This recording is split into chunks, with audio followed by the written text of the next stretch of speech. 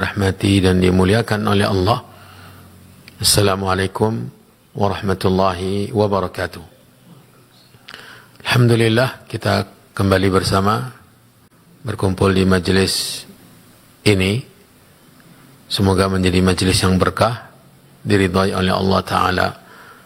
Melanjutkan pelajaran membaca kitab karya dari guru kita Syekh Abdul Muhsin bin Hamad bin Abdul Muhsin Al-Abbad Al-Badr hafizahullah ta'ala wa nafa'a bi'ilmihi al-Islam wal-Muslimin badlun nushi wat-tadhkir li baqaya al-maftunina bit-tafjir wat-takfir li baqaya al-maftunina bit-takfir wat-tafjir, memberikan nasihat dan mengingatkan mereka-mereka yang masih terfitnah atau terjerumus kepada fitnah takfiri, dan juga dampaknya adalah melakukan peledakan-peledakan. Pada pertemuan yang lalu, saudara-saudara yang dirahmati dan dimuliakan oleh Allah,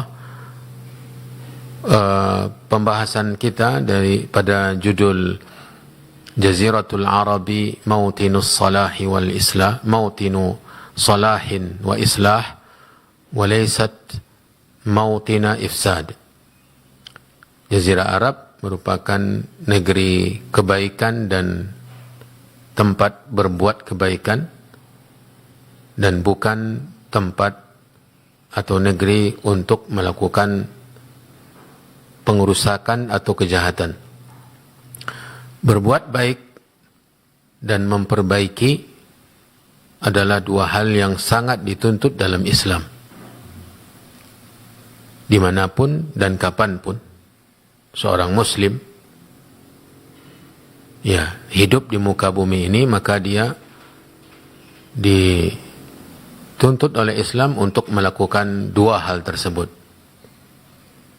Dia berbuat kebaikan atau dia memperbaiki kerusakan. Tentunya lebih lagi dilakukan oleh seorang Muslim di Jazirah Arab, karena Jazirah Arab negeri Islam. Dan beliau membawakan dalil-dalilnya dari Al-Quran tentang dilarangnya saling bantu-membantu, tolong-menolong dalam dosa dan permusuhan di surat Al-Maidah, wa ta'awanu 'alal birri wat taqwa wa la ta'awanu 'alal itsmi wal 'udwan. Dalilnya di mana? Dalilnya di ayat ini. Perintah untuk saling membantu, saling tolong menolong dalam kebaikan dan ketakwaan, dan dilarang oleh Allah dari berbuat dosa, bantu-membantu dalam berbuat dosa dan permusuhan. Bahkan diancam oleh Allah yang tidak mengindahkan aturan tersebut dengan peringatannya, wattaqullah, bertakwalah kalian kepada Allah, innallaha syadidul iqab, sesungguhnya Allah sangat keras hukumannya. Kemudian juga dibawakan oleh penulis ayat wala tufsidu fil ardi ba'da islahiha, jangan kalian melakukan kerusakan di muka bumi setelah perbaikannya. Dua tempat di surat Al-A'raf ini, sebagaimana diisyaratkan oleh penulis, ayat ini ada dua kali disebut oleh Allah di surat Al-A'raf. Yang pertama di ayat 56 dan yang kedua di ayat 57. Kemudian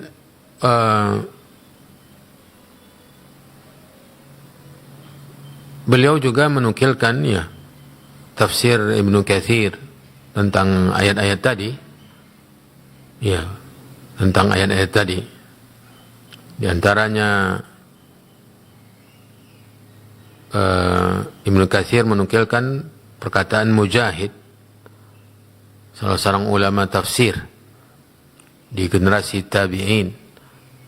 Beliau mengatakan, "Idza rakibu ma'siyatallah faqila lahum la taf'alu kadza wa kadza qalu innama nahnu 'alal huda muslihun Ini di surah Al-Baqarah ketika Allah menceritakan tentang orang-orang munafikin. Wa idza qila lahum la tufsidu fil ardi qalu innama nahnu muslihun ala innahum humul mufsiduna walakin la yash'urun. Dan apabila dikatakan kepada mereka, ini ayat tentang orang-orang munafikin, jangan kalian melakukan kerusakan di muka bumi. Mereka mengatakan, sesungguhnya kami memperbaiki, bukan merusak, kata mereka.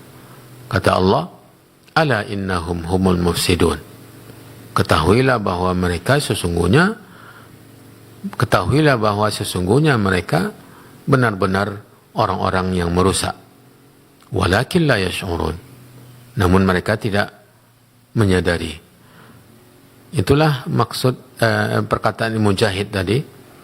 Ia mengatakan bila mana mereka melakukan maksiat lalu dilarang jangan lakukan kerusakan, mereka mengatakan sesungguhnya kami di atas kebaikan benar-benar memperbaiki, di atas petunjuk melakukan perbaikan. Itulah pernyataan orang-orang munafikin. Kata Syekh, wa ma asbahal lailatu bil bariha. Betapa besar kesamaan ya hari ini dengan zaman tersebut, dengan zaman dahulu ya. Karena pemuda-pemuda, kata beliau, yang membuat perkumpulan-perkumpulan ya di negeri ini, maksudnya di Jazirah Arab, di Arab Saudi tentunya yang dimaksud oleh penulis, mereka melakukan kerusakan di Jazirah, melakukan peledakan, penghancuran, bom bunuh diri, membunuh ya kaum muslimin, membunuh orang-orang non-muslim yang mendapatkan jaminan aman. Mereka ya merupakan korban syaitan, di mana syaitan menjadikan perbuatan mereka itu indah. Ya, tampak oleh mereka apa yang mereka kerjakan itu adalah perbuatan yang baik, bahkan perbaikan. Ya, bahkan perbaikan, perbuatan baik. Mereka namakan juga jihad dan seterusnya, mengamalkan hadis-hadis Nabi menurut mereka dalam tanda kutip. Ya, tak ubahnya seperti perkataan orang-orang munafikin tadi di zaman Nabi sallallahu alaihi wasallam. Ini mereka lakukan justru di negeri yang Allah Subhanahu wa taala jaga, Allah Subhanahu wa taala muliakan. Bahkan ada upaya-upaya dari mereka-mereka itu untuk melakukan peledakan di dua tanah suci, di Mekah dan Madinah. Sementara di Mekah, Allah Subhanahu wa taala firmankan di dalam surat Al-Hajj ayat 25, "Wa man yurid fihi bi ilhadin bi dhulmin nuziqhu min adzabin alim." Barang siapa yang menginginkan di dalamnya, maksudnya di Al-Masjidil Haram, penyimpangan, ilhad, dengan melakukan kezaliman, niscaya kami akan rasakan kepada mereka azab yang sangat pedih. Ya, itu ancaman untuk orang yang baru berniat, baru berhasrat, menginginkan, berencana untuk mengerjakan kezaliman di tanah haram, di Masjidil Haram, sudah mendapat ancaman yang sekeras itu dari Allah Jalla fi'ula. Saudara-saudara yang dirahmati dan dimuliakan oleh Allah,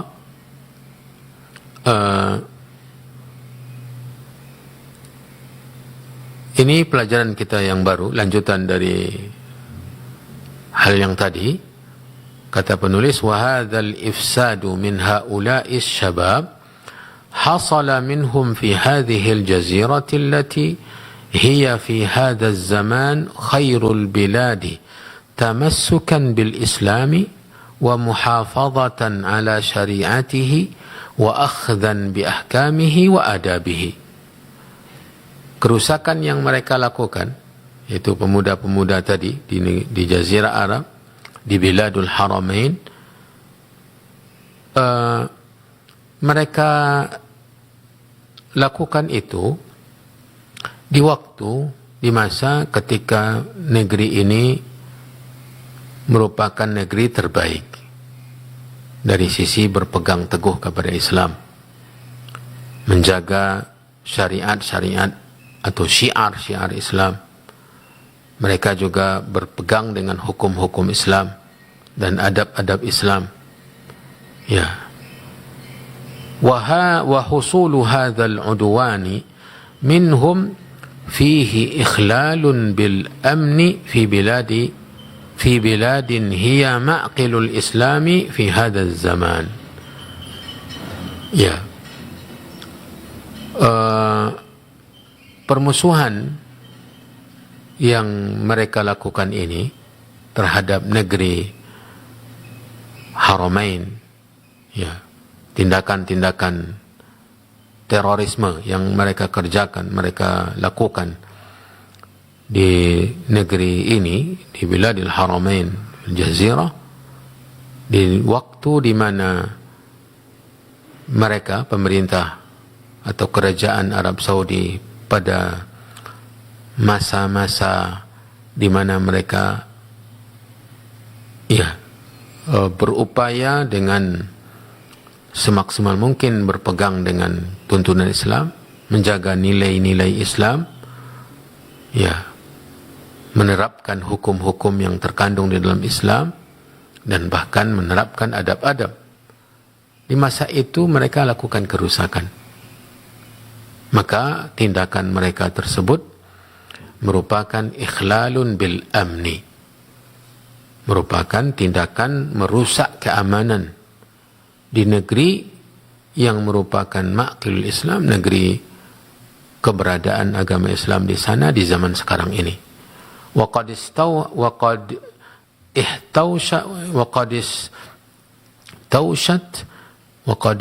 ihtawshat haula'i syabab syayatinul jinni wal ins.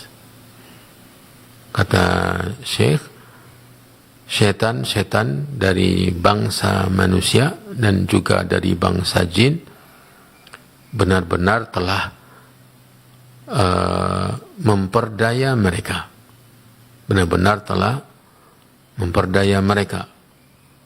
Fasyayatinul jinni yuwaswisuna lahum wa yulquna fi adhanihim anna ma yahsulu minhum minal ifsad huwa jihad.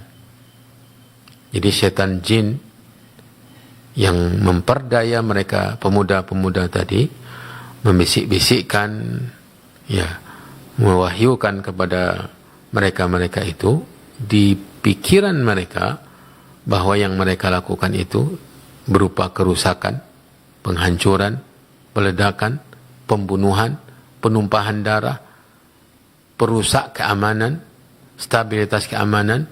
Itu justru diwahyukan oleh syaitan bahwa itu semua adalah jihad, Jadi perbuatan atau tindakan pengerusakan tadi dilabelkan atau diberi bendera oleh syaitan dengan bendera jihad. Ya. Wa amma syayatinul ins, adapun setan-setan dari bangsa manusia, fayughrunahum bil batil. Mereka akan memperdaya pemuda-pemuda tadi dengan kebatilan-kebatilan. Wa yu'ajjijuna fi qulubihimul hiqda wal ghaidha ala ahli hadhil bilad alladzina humul baqiyatul baqiyah. Setan-setan dari bangsa manusia tadi menggoda, merayu, membujuk dengan berbagai kebatilan dan menghasutnya, memasukkan hasutan-hasutan ke dalam kalbu mereka agar mereka dengki, benci, iri, emosi terhadap negeri ini, kata ala ahli hadhil bilad, kepada penduduk negeri ini. Sementara mereka pada masa di mana mereka berada di atas tuntunan ya, berupaya untuk menerapkan agama Allah Subhanahu wa taala. Wa minal ajibil gharib, merupakan hal yang sangat mengherankan, ya, yang sangat membingungkan, an yadda'il islaha fi hadhihi al-jazirati man yas'a fiha bil fasad mimman harabu minha wahtadanathumul asimatul istimariyah. Yang mengherankan dan membingungkan, ya, ketika orang-orang yang melakukan pengerusakan tadi, di mana mereka lari, ya, pergi dari jazirah, dari negeri mereka, dari Arab Saudi, ya, lalu mereka diayomi di negeri, di ibu kota penjajah, di ibu kota penjajah, di kota besar yang mereka dahulunya sibuk dengan penjajahan ke negeri sana, negara ini, negara ini. Di tempat itulah mereka diayomi, diasuh, hidup dengan tenang. Lalu mereka melakukan kerusakan di negeri-negeri Islam, terutama di Jazirah Arab, di Biladul Haramain, lalu mengklaim bahwa mereka melakukan perbaikan. Bingung kita. Sangat mengherankan. Mereka tinggalkan negeri mereka, Arab Saudi, kemudian pergi ke negara kafir. Di sana mereka hidup, ya, dengan suasana Biladul Kuffar, yang mana notabene-nya mereka dahulu para penjajah-penjajah, lalu pergi mereka ke negeri mereka sendiri melakukan kerusakan-kerusakan. Diklaim itu, dinyatakan bahwa yang mereka lakukan itu adalah kebaikan dan perbaikan. Masuk akalkah? Bisa diterimakah? Ya. Fayabussuna sumumahum lil ifsad fi hadhil jazirah. Mereka yang tinggal di negeri kafir itu menyebarkan racun-racunnya kepada pemuda-pemuda di jazirah, di Biladil Haramain, dengan melalui channel-channel kerusakan pemikiran, ya, mencuci habis otak pemuda-pemuda sehingga terbalik kerusakan dinyatakan sebagai perbaikan, penghancuran, peledakan dianggap jihad, ya. Wa minal ajib aidan, yang juga mengherankan, an yakuna haula'i ya'ishuna fi biladil kufri, bahwa mereka-mereka itu hidup di negeri kafir, thumma la yahsul min shababi tilkal biladi man yu'amiluhum mu'amalata ba'di shababi hadhihi al-jazirah lil musta'minina min tilkal bilad wa ghairiha. Mengherankan, mereka-mereka tadi hidup di negeri kafir, dan mereka tidak akan mendapatkan hidup di sana, ketika hidup di sana, orang-orang yang mempergauli mereka, berinteraksi dengan mereka dari penduduk sana, ya, mereka tidak akan menemukan muamalah yang mereka dapatkan di sana, tidak akan sama, tidak akan mendapatkan muamalah yang dilakukan oleh pemuda-pemuda di negeri Islam ini ketika bermuamalah dengan orang-orang yang mendapatkan jaminan aman di negeri kaum muslimin. Ya, mereka yang melakukan peledakan di negeri muslim hidup di negeri kafir.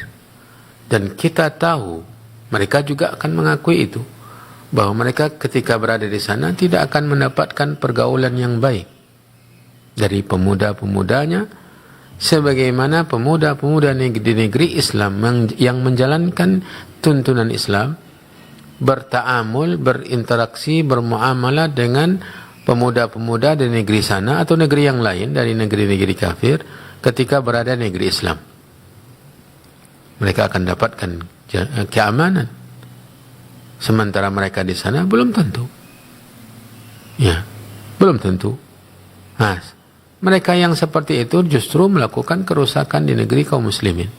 Afayakunu sababul kuffari arjaha uqulan wa ahsana tasarrufan min ba'di sababi hadhil jazirah. Kata Syekh, apakah pemuda-pemuda di negeri kafir menurut persepsi mereka-mereka yang tinggal di sana lalu melakukan peledakan di negeri Islam, di negeri mereka sendiri, negeri kaum muslimin, apakah pemuda-pemuda kafir di negeri kafir itu lebih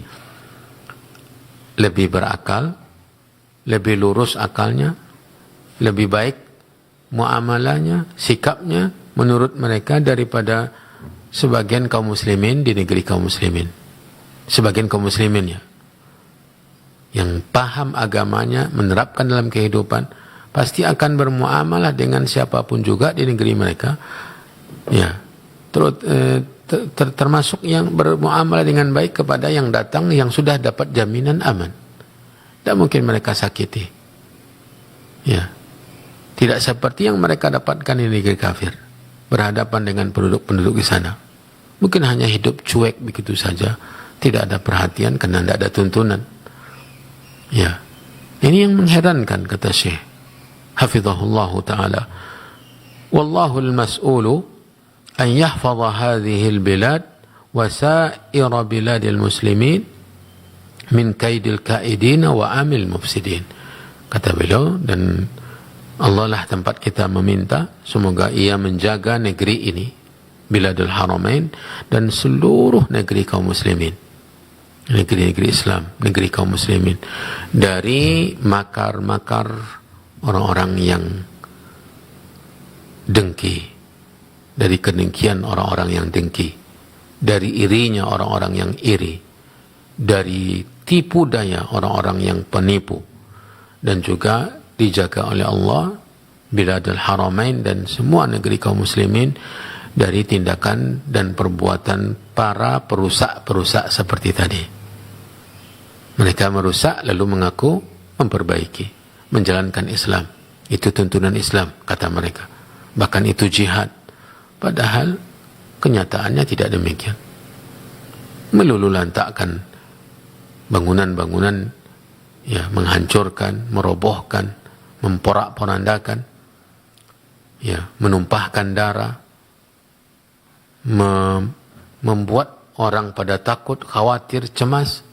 Ya, ini semuanya bertentangan dengan syariat Islam. Lalu mereka mengaku melakukan perbaikan. Tinggal pula di negeri kafir. Notabene-nya adalah para penjajah. Nah, kemudian di sana mereka tidak mendapatkan pergaulan seperti sebagian pemuda-pemuda yang mustaqim, yang alal istiqamah, mempergauli orang-orang yang mendapatkan jaminan aman di negeri kaum muslimin.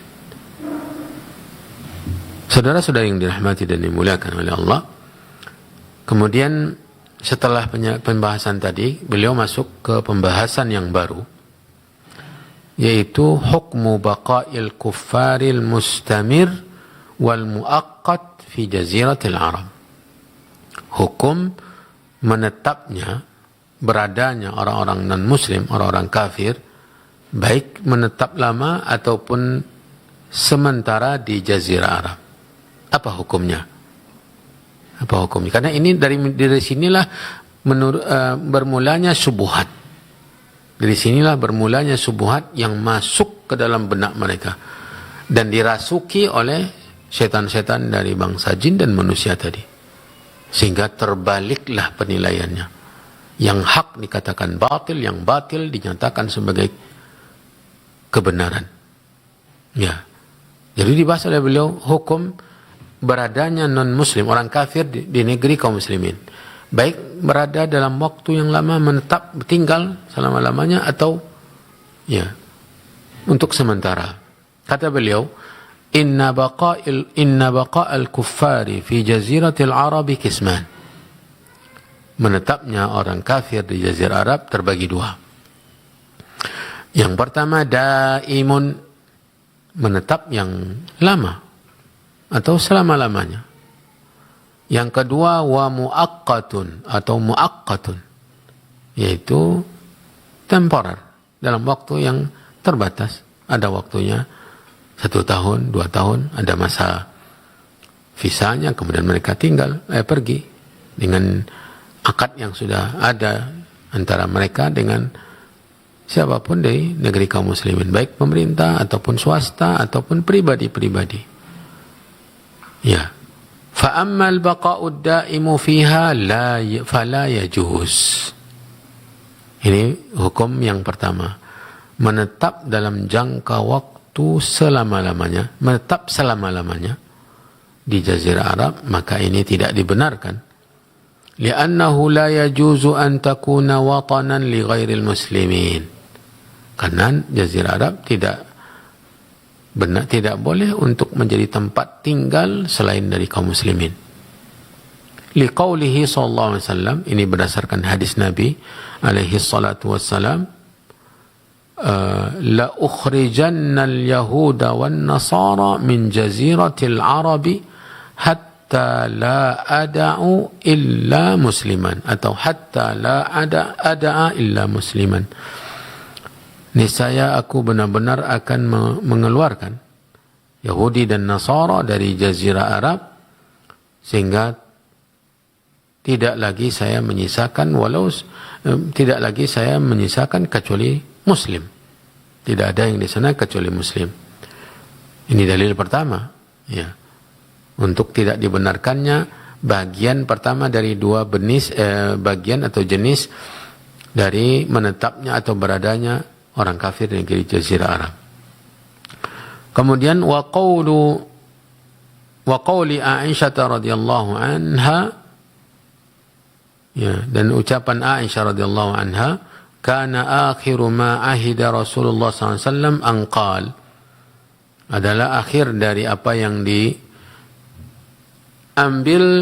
atau ditetapkan oleh Nabi SAW, yaitu la yutraku bi jaziratil arabi dinani, tidak dibenarkan tinggal atau berada atau tidak dibiarkan di Jazirah Arab ada dua agama, ya. Dan dua dalil ini sudah berlalu takhrijnya, ya, siapa yang mengeluarkan, dan kedua-duanya hadis sahih. Wa qad taqaddama dzikruhuma qariban, kata beliau sudah berlalu beberapa, ya, beberapa baris sebelum ini atau beberapa pembahasan sebelum ini, hadis ini, dua hadis ini.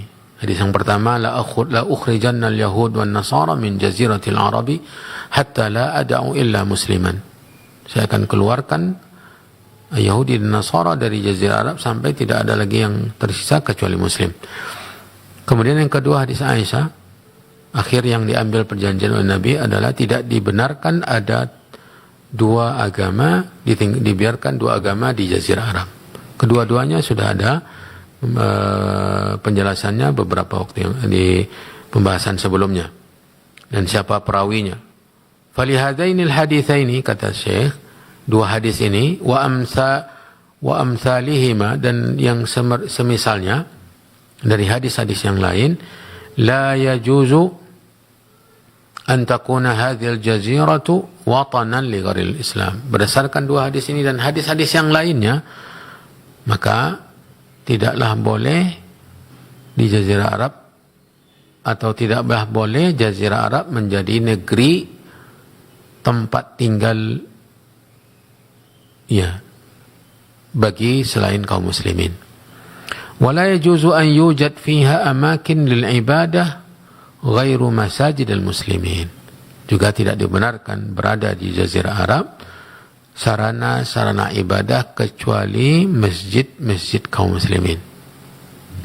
Kata beliau, ini untuk yang pertama tadi, yaitu mustamir. Mustamir itu dalam yang selama-lamanya menjadi tempat tinggal, berada di sana. Ini ternyata hukumnya tidak dibenarkan berdasarkan hadis-hadis yang tadi yang disebutkan oleh penulis tadi. Kedua-duanya hadis sahih dan hadis-hadis yang lain yang diisyaratkan oleh beliau. Kemudian yang kedua, Wa ammal baqa'ul muaqqatu fajaiz. Adapun keberadaan ya dengan batasan waktu atau terbatas waktunya boleh. Ya. Boleh. Berdasarkan firman Allah di surat At-Taubah ayat 6, "Wa in ahadum minal musyrikin istajaraka fa'ajirhu hatta yasma'a kalam Allah thumma ablighu ma'manah." Jika ada seorang dari kaum musyrikin meminta perlindungan kepadamu, lindungi dia. Sehingga dia mendengarkan ayat-ayat atau kalamullah. Kemudian sampaikan tempat yang aman. Hantarkan dia ke tempat yang aman. Ya, thumma ablighu ma'manah. Itu dalilnya ya dari Al-Quran tentang bolehnya menetap dalam jangka waktu terbatas ya.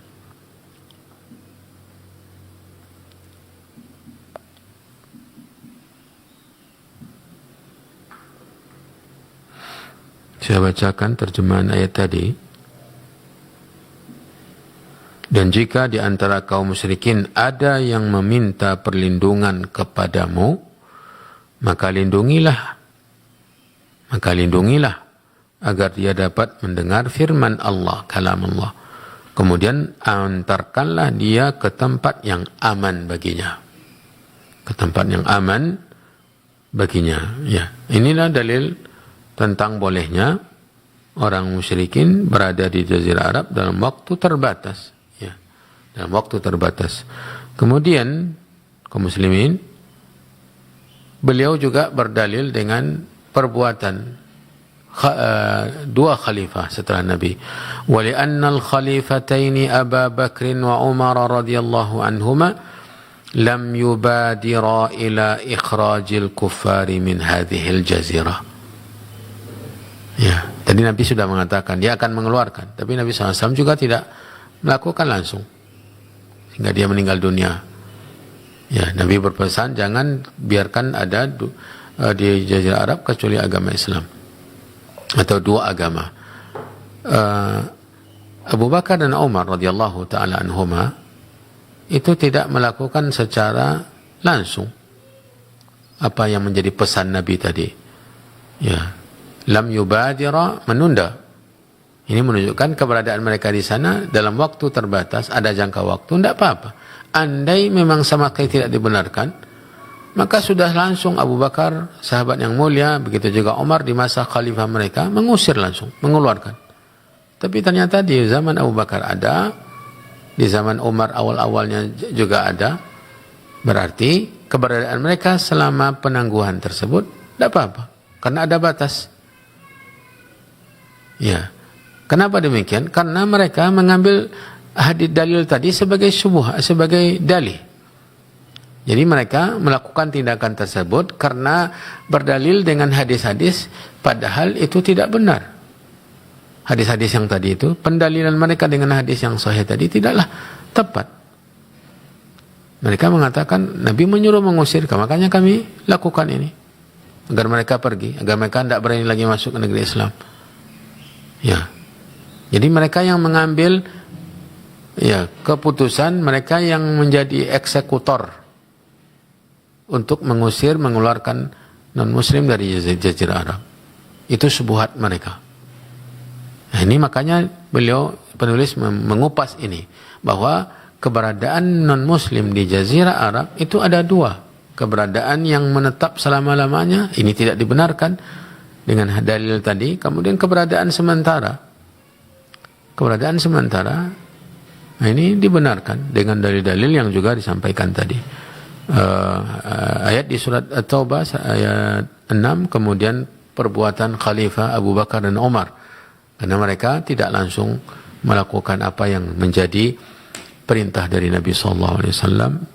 Kemudian wa aidan fa innal ladzi qatala Umar, ini juga termasuk dalilnya bolehnya menetap non-muslim di Jazirah Arab dan bahkan di Madinah. Ya, ketika itu wa aidan fa innal ladzi qatala Umar radhiyallahu an, sesungguhnya yang telah membunuh Umar, Abu Lu'lu' al-Majusi, orang Majusi, Abu Lu'lu' al-Majusi, dia agamanya bukan Islam. wa tahaqqaqat lahu syahadah allati akhbara biha Rasulullah sallam, ya, yang mana Umar dibunuh olehnya, dan Umar, ya, terbukti pada dirinya apa yang dikabarkan oleh Nabi, bahwa dia syahid. Dia syahid.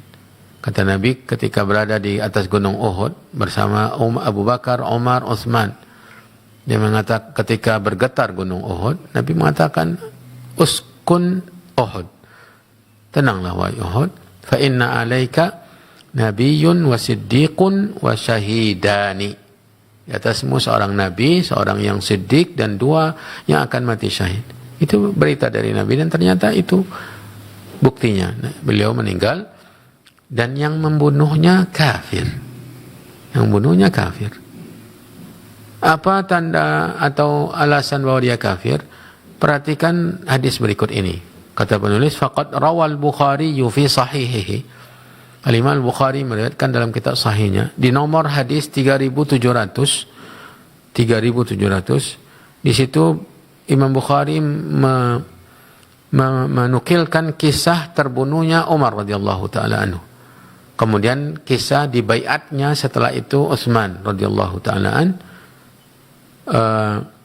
Di dalam cerita itu dinukilkan oleh penulis, wa fiha qaulu Umar radhiyallahu anhu, dalam cerita tersebut di Sahih Bukhari dinukilkan perkataan Umar. Apa kata Umar setelah tahu bahwa yang membunuhnya beliau, Abu Lu'lu' al-Majusi? Kata Umar, alhamdulillahilladzi lam yaj'al maitati biyadi rajulin yadda'il Islam. Segala puji bagi Allah yang tidak menjadikan kematianku di tangan seseorang yang mengaku muslim. Mengaku saja, tidak. Ini menunjukkan bahwa dia berada di, dan bahkan kejadiannya kan ketika sholat di Masjid Nabi, sholat subuh. Ya, ini merupakan bahwa ada terkandung dalil bolehnya non muslim berada di jazirah Arab dalam waktu terbatas, Ini para jemaah yang dirahmati dan dimuliakan oleh Allah Subhanahu wa taala, tentang hukum, ya, beradanya non muslim di jazirah Arab ada dua. Yang pertama, selama-lamanya menjadi tempat tinggal, ini tidak dibenarkan. Yang kedua, berada dalam waktu yang sementara, dan ini yang kenyataan yang terjadi sementara. Dan mereka diberi jaminan aman, bekerja di sana di berbagai tempat. Ada visanya, ya, diberi oleh pemerintah, ya, maka hukumnya dibenarkan. Dan dalilnya tadi, yang pertama, Allah memerintah Nabi untuk mengamankan orang musyrik tadi. Ya, kalau dia minta aman, amankan. Sembunyikan, amankan dia. Berada di negeri Islam, beri keamanan. Allah yang menyuruh malah, sampai dia mendapatkan manfaat, faedah, maslahat ketika mungkin saja dia mendengar ayat-ayat Al-Quran. Kemudian yang kedua, perbuatan Abu Bakar dan Umar. Mereka tidak mengusir langsung, menunjukkan bahwa mereka bahwa keberadaan non-muslim di Jazirah Arab, ya, dalam waktu terbatas boleh. Kalau memang sama sekali tidak boleh, maka mereka akan langsung menerapkan perintah Nabi, mengusir. Ya, langsung. Ternyata itu tidak mereka lakukan. Kemudian sampai di masa Umar, yang membunuh Umar non-muslim. Umar sendiri mengatakan, alhamdulillahilladzi lam yaj'al maitati ala yadi rajulin yadda'il Islam. Bahkan namanya Abu Lu'lu' al-Majusi, orang Majusi. Ini dalilnya. Maka syubhat dari mereka-mereka tadi yang melakukan peledakan, bahkan berupaya di Biladul Haramain, bahkan berupaya untuk melakukannya di dua tanah suci di Mekah dan Madinah. Ternyata itu hanya sebatas syubhat, itu hanya sebatas dalih, dan mereka benar-benar berada di atas kebatilan ketika melakukan tindakan tersebut. Saudara-saudari yang dirahmati dan dimuliakan oleh Allah, untuk kesempatan ini kita cukupkan membaca kitab tersebut. InsyaAllah kita akan lanjutkan ke pertemuan yang akan datang. Wallahu ta'ala alam. Saya kembalikan ke akhi Abu Oni. Nah, jazakallahu khairan atas lanjutan pembahasan dari Ustaz ya. Mudah-mudahan nasihat tadi bisa kita fahami. Bagi Anda yang baru saja bergabung atau mungkin ada yang ingin ditanyakan ke Ustaz Aspri, silahkan ya. Kita sudah buka hotline kita di 08117530.000, 08117530.000 untuk telepon biasa, dan bisa juga diketik pertanyaannya dan dikirim ke nomor WA 081175454444. Silakan dilihat di layar kaca Anda, atau bisa juga telepon WA ya 081175454444. Bagi pemirsa televisi dakwah dan juga pendengar radio lain, silakan dikirimkan ke admin atau studio masing-masing. InsyaAllah nanti akan dilanjutkan ke meja siar kami. Baik kaum muslimin muslimah rahimakumullah dimanapun antum wa antuna berada, kita akan angkat pertanyaan dari pendengar Radio Hidayah. Ada Ibu Nita, pendengar Radio Hidayah ya. Assalamualaikum Ustaz. Waalaikumsalam warahmatullahi. Ibu Nita bertanya, bolehkah membaca zikir pagi sebelum sholat subuh? Ini pertanyaan yang pertama. Ada dua Ustaz pertanyaannya. Yang pertama, bolehkah membaca zikir pagi sebelum sholat subuh? Ya. Sambil menunggu waktu subuh, kita mendahulukan membaca zikir pagi. Ya. Terus yang kedua? Ya, Ibu Nita Ummu Hafizah di Rimbo Panjang ya. Kemudian pertanyaan dari Ibu Nita Ummu Hafizah di Rimbo Panjang yang kedua mengenai membaca sholawat ketika berdoa. Mengenai membaca sholawat ketika berdoa di waktu sujud. Apa harus dibaca setiap sujud Ustaz, atau hanya ketika sujud pertama saja dan selanjutnya tidak lagi? Pertanyaan dari Ummu Hafizah di Rimbo Panjang. Ya. Terima kasih untuk Ibu Nita, pendengar Radio Hidayah. Pertanyaan pertama tentang membaca zikir pagi sebelum subuh. Wallahu a'lam, mungkin meninggalkannya lebih utama, karena waktu zikir pagi itu dimulai setelah selesai sholat subuh. Zikir pagi dimulai setelah selesai sholat subuh, dan tentunya setelah selesai zikir-zikir sholat subuh. Ya, setelah selesai zikir pasca sholat subuh, baru dibaca zikir pagi, karena startnya adalah setelah selesai sholat subuh. Maka menghindari membacanya sebelum subuh mungkin lebih utama, karena riwayat-riwayat yang menceritakan tentang zikir pagi itu semuanya ada isyarat bahwa Nabi SAW membacanya setelah selesai sholat subuh. Ya, selesai sholat subuh. Maka menghindari itu mungkin lebih selamat. Adapun untuk pertanyaan kedua tentang membaca salawat dalam berdoa ketika sujud, tidak dibenarkan. Ya, tidak dibenarkan, karena salawat itu sebenarnya sudah ada kita baca, ya, sudah ada dibaca. Maka Nabi SAW untuk sujud ini hanya menyuruh berdoa, ya, hanya menyuruh berdoa. Adapun salawat itu sudah ada dalam salat yang kita lakukan. Ketika tasyahud ada salawat.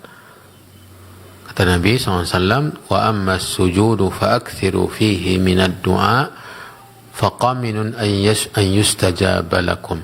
Adapun sujud, perbanyaklah meminta, berdoa, besar kemungkinan dikabulkan untuk kalian. Besar kemungkinan dikabulkan. Maka cukup dengan berdoa tanpa mendahulukannya dengan salawat dan apalagi atau juga pujian-pujian untuk Allah, sebagaimana halnya dalam berdoa di luar salat. Karena untuk pujian kepada Allah sudah ada di bacaan Al-Fatihah, ada di bacaan ruku, bacaan sujud. Ya, jadi paketnya itu salat itu semuanya. Dan ditambahkan ketika sujud itu perintah dari Nabi atau anjuran dari Nabi untuk berdoa. Maka cukup dengan sekedar berdoa dan tidak perlu lagi untuk berselawat. Begitu juga memuji-muji Allah. Kenapa? Karena dalam salat itu sudah ada pujian-pujian untuk Allah dan sudah ada selawatnya. Yang perlu dilakukan adalah berdoanya. Wabillahi taufiq. Ya, nah, jazakallahu khairan atas jawaban dan penjelasan dari Ustaz. Pertanyaan dari Ummu Hafizah, ya, Ibu Nita Ummu Hafizah di Rimbo Panjang, Kampar. Kita lanjut ke pertanyaan berikutnya. Kita angkat dulu penelpon yang sudah di ujung telepon. Silakan. Assalamualaikum. Waalaikumsalam warahmatullahi wabarakatuh. Dengan Ibu siapa, di mana Ibu? Ummu Afifah di Panam, Pekanbaru. Baik, silakan Ummu Afifah di Panam, Pekanbaru. Baik. Ustadz, Ya. Assalamualaikum Ustadz. Waalaikumsalam warahmatullahi. Mau tanya, begini Ustadz, ketika kita mau melaksanakan umroh dan haji, itu kita kan harus melepas cadar Ustadz. Ya. Apakah ketika kita melaksanakan umroh tamatu, itu di mikot kita udah mulai melepas cadar Ustadz? Itu aja. Ya. Assalamualaikum Ustadz, jazakallahu khair. Ya. Assalamualaikum warahmatullahi wabarakatuh. Waalaikumsalam warahmatullahi wabarakatuh. Iya, Ummu Ki. Hafifah Ya. di Panam, Pekanbaru. Silakan Ustaz. Ya. Pakaian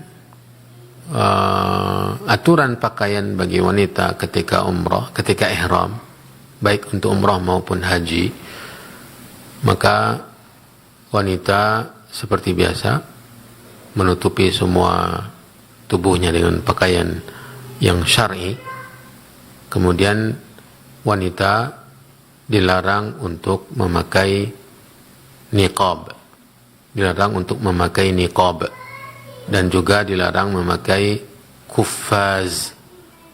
Niqab definisinya adalah cadar yang menutup wajah dan hanya memperlihatkan mata. Ya, hanya memperlihatkan mata.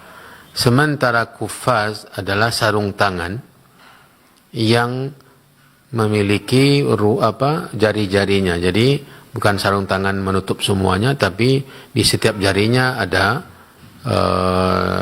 celah untuk jari-jari tersebut, jari tangan. Itu namanya kuffaz, dan ini yang tidak dibenarkan wanita ketika dipakai oleh wanita ketika ihram, baik untuk umrah maupun haji. Kata Nabi SAW, وَلَا تَنْتَقِبُ الْمَرْأَةُ وَلَا تَلْبَسُ الْكُفَّازَيْنِ وَلَا تَنْتَقِبُ الْمَرْأَةُ وَلَا تَلْبَسُ الْكُفَّازَيْنِ. Balik kita ke pertanyaan, ya, apakah ketika sudah ihram di miqat, baik untuk umrah tamattu atau umrah saja, sekarang yang berangkat umrah bukan di musim haji, atau umrah tamattu, apakah semenjak ihram itu wanita sudah membuka cadarnya? Bagi yang memakai cadar, iya, karena tadi sudah dikatakan tidak dibolehkan memakai cadar, ya, tidak dibolehkan memakai cadar. Jadi mereka membuka cadar. Cadar tadi apa definisinya? Yaitu penutup wajah yang menyisakan bagian mata sehingga bisa melihat, tidak ada yang menghalangi. Ya, itu yang pertama. Yang kedua, berpedoman kepada penuturan ibunda kita Ummul Mukminin Aisyah radhiyallahu taala anha wa ardhaha, bahwa mereka ketika sesama wanita berkumpul tentu tidak seperti yang disyaratkan, artinya tidak memakai cadar, seperti itu terbuka wajahnya. Tapi ketika berbaur dengan laki-laki yang bukan mahramnya, mereka menutupi wajah mereka dengan bahagian dari jilbab mereka. Sadalat ihdana min jilbabiha, kata Ummul Mukminin radhiyallahu taala anha Aisyah. Itu ditutup wajah semuanya, bukan nampak mata, dengan kain yang diturunkan dari atas kepala ke bawah. Kalau ini dibolehkan karena dia bukan cadar, bukan niqab. Ya, dibolehkan bagi yang apalagi yang berpendapat bahwa cadar itu wajib, maka dia menutup wajahnya dengan kain dari atas keningnya, dari kepalanya sampai ke bawah. sehingga tidak dimaknakan dengan niqab yang dilarang, karena niqab itu adalah penutup wajah yang terbuka matanya, ya. Sementara itu tidak, dari atas ke bawah sudah tertutup semuanya, cuma dengan catatan tipis ya, sehingga dia masih bisa melihat. Jangan pula sampai tebal sehingga tidak nampak apa-apa, ini tidak bisa beraktivitas. Itu mungkin solusi yang bisa dilakukan oleh wanita, terutama yang berpendapat bahwa dia adalah wajib. Ya, kalaupun memang dia berpendapat wajib, maka membukanya juga merupakan aturan dari agama. Dibuka ketika ihram, tidak boleh dipakai cadar tersebut. Kalau tetap ingin memakainya dengan sistem atau dengan cara teknis seperti tadi, meletakkan kain hitam yang transparan ketika dia menutup wajahnya semua, itu nampak ya jalannya, nampak yang di depan, nampaknya dia bicara, ya. Itu mungkin solusi. Kalau membuka pun tanpa ditutup apa-apa juga tidak mengapa, terutama bagi yang memakai cadar yang mengatakan bahwa itu sunnah. Wabillahi taufik. Ya, taib, jazakallahu khairan atas jawaban penjelasan dari Ustaz. Mudah-mudahan Ummu Afifah tadi di Panam ya bisa mendengarkan penjelasan dari Ustaz. Baik, kita akan angkat penelpon dan mungkin ini pertanyaan yang terakhir ya. Baik, silakan yang sudah di ujung telepon. Assalamualaikum. Waalaikumsalam warahmatullahi wabarakatuh. Dengan Ibu siapa, di mana Ibu? Sofia di Pekanbaru, Abu. Taib, silakan Ibu Sofia di Pekanbaru. Syukran. Assalamualaikum warahmatullahi wabarakatuh, Ustadz. Afwan izin bertanya, Ustadz, di luar tema. Waalaikumsalam warahmatullahi wabarakatuh. Silakan, Bu. Begini, Ustadz, Ana juga mau bertanya mengenai zikir pagi, Ustadz, dan zikir petang. Kalau Ana zikir pagi itu sering membacanya, Ustadz, saat sedang bekerja, misalnya kayak di dapur gitu, sambil menyiapkan untuk anak-anak sama suami sarapan gitu. Apa boleh seperti itu gitu, Ustadz? Terus yang kedua, Ana juga mau bertanya mengenai malam nisfu Sa'ban ini, Ustadz. Apa sebaiknya kita puasa kan Ayyamul Bid gitu, Ustadz? Sementara kita puasa ini juga tidak rutin tiap bulan gitu, Ustaz. Kadang karena ada uzur gitu nggak puasa gitu, Ustaz. Tapi kalau sempat ya puasa. Terus Ustaz, apa setelah lewat tanggal 15 Sa'ban ini, Ustaz, apa boleh kita melaksanakan puasa Senin Kamis gitu, Ustaz? Yang juga sering kita laksanakan tapi tidak full rutin setiap Senin Kamis, ada juga halangan-halangan gitu, Ustaz. Apa boleh kita lanjutkan? Mohon nasihatnya, Ustaz. Jazakallahu khairan, Ustaz. Assalamualaikum warahmatullahi wabarakatuh. Waalaikumsalam warahmatullahi wabarakatuh. Wa jazakillah khair untuk Ibu Sofia di Pekanbaru. Silakan, Ustaz. Iya, untuk pertanyaan pertama dari Ibu Sofia di Pekanbaru tadi, yaitu tentang membaca zikir pagi di celah-celah kegiatan pekerjaan sebagai seorang ibu di rumah, tidak mengapa, karena memang tidak disyaratkan atau tidak menjadi aturan dalam berzikir itu mesti duduk di tempat kita sholat. Ya, selesai dari sholat misalnya, kemudian ibu berzikir ba'da sholat, zikir setelah selesai sholat, kemudian selesai, kemudian berdiri, lakukan aktivitas apapun juga, menyiapkan bekal anak-anak sekolah, membersihkan rumah dan yang lain-lainnya, sambil lidah kita, mulut kita berzikir. Ya, baca zikir-zikir, apalagi kalau yang sudah hafal tentu sangat mudah, maka tidak mengapa. Ya, tidak mengapa. Allah Subhanahu wa taala berfirman, inna fi khalqis samawati wal ardi wa ikhtilafil laili wan nahari la ayatin liulil albab alladzina yadhkuruna Allaha qiyaman wa qu'udan wa ala junubihim. Sesungguhnya pada penciptaan langit dan bumi, pergantian siang dan malam, terdapat tanda-tanda kemahabesaran Allah bagi orang-orang yang memiliki akal, yaitu orang-orang yang berzikir kepada Allah dalam keadaan berdiri, dalam keadaan duduk, dalam keadaan berbaring, malah tetap berzikir. Karena yang zikir itu kan ibadah lisan, yang didahului oleh tentunya oleh ibadah qalbu, ya, oleh ibadah qalbu, pengagungan terhadap Allah, membesarkan Allah, mengimani Allah, kemudian dilafazkan dengan lisan. Maka boleh ibu lakukan kegiatan mengurus pekerjaan rumah sambil berzikir. Wallahu a'lam. Kemudian tentang malam nisfu Sa'ban, ya, bagi kita yang ketika diteliti tentang malam nisfu Sya'ban, kita tidak menemukan ada pengkhususan apapun juga, ya, pengkhususan apapun juga dengan ibadah tertentu, dengan kegiatan ritual ketaatan, amal kebaikan tertentu, ya, maka lakukan apa yang menjadi kebiasaan kita tanpa meyakini apapun juga, karena tidak ada dasarnya yang kuat. Kemudian, bolehkah berpuasa ayyamul bid? Ya, bolehkah berpuasa ayyamul bid yang biasa dilakukan 3, 13, 14, 15? Karena ada hal-hal tertentu maka dilakukan di waktu misalnya 14, 15, 16, atau justru 15, 16, 17 yang masih terang bulan di malam harinya. Ini tidak mengapa selama yang kita inginkan, yang kita niatkan adalah puasa ayyamul bid. Ini sama jawabannya dengan pertanyaan yang lanjutannya, yaitu setelah selesai setelah pertengahan Sya'ban, boleh tidak kita berpuasa Senin Kamis? Boleh, ya, silakan berpuasa, karena hadis idzan tasafa Sya'ban fala tasumu, maksudnya bagi orang yang meniatkan amalan tertentu,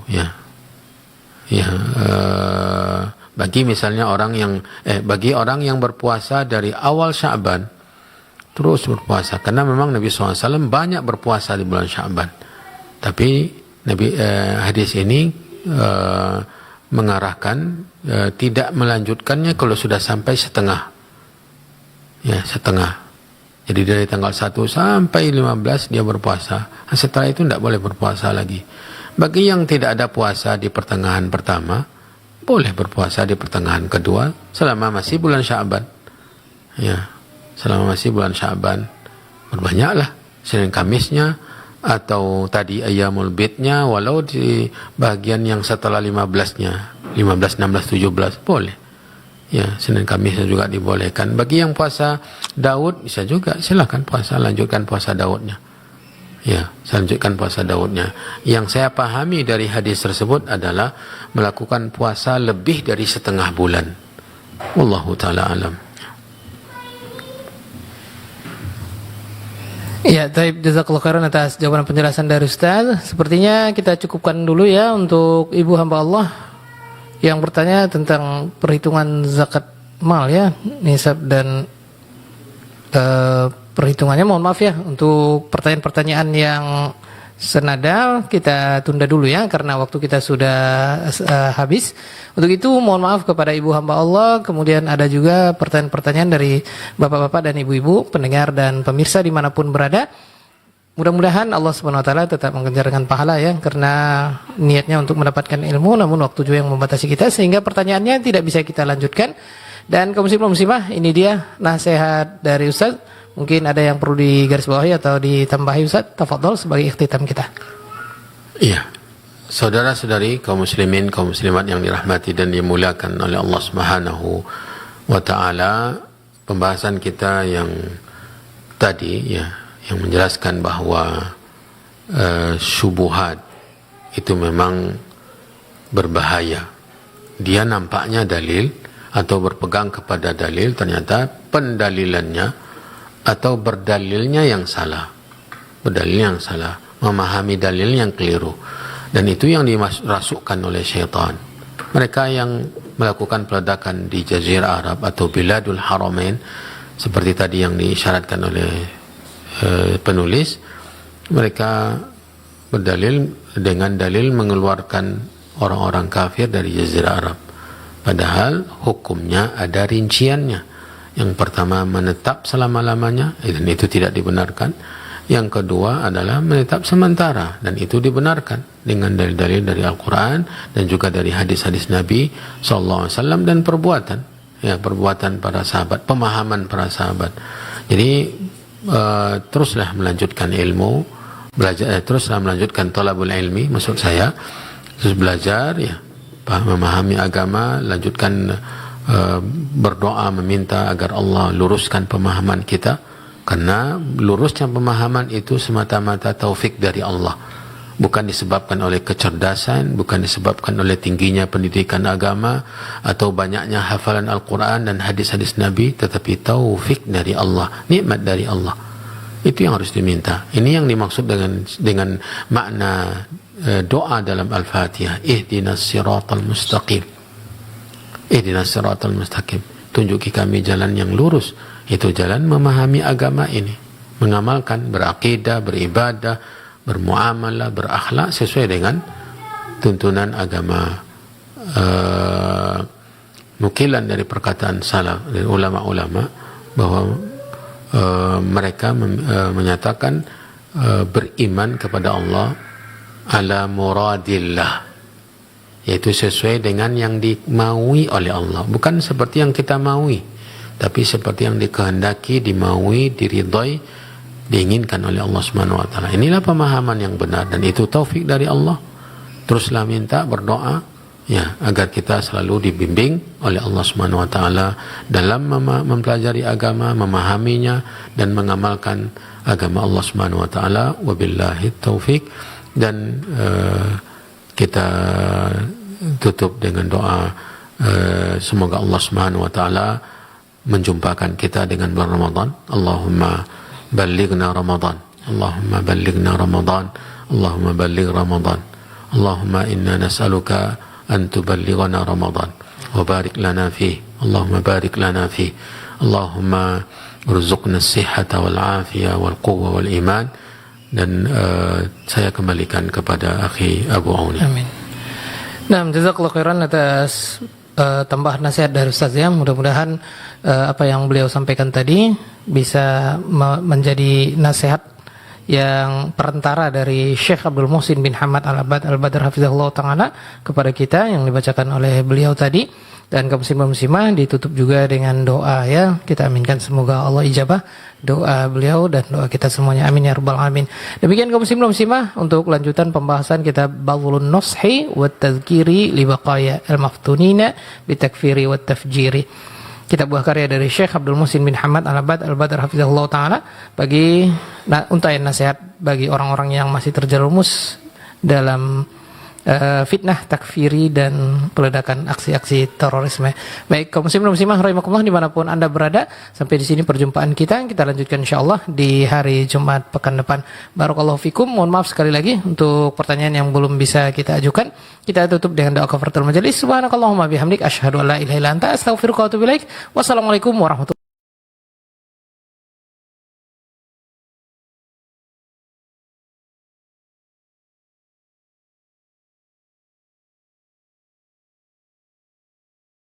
Mari ambil bagian dalam dakwah yang mulia ini dengan cara scan QR kode QRIS berikut ini.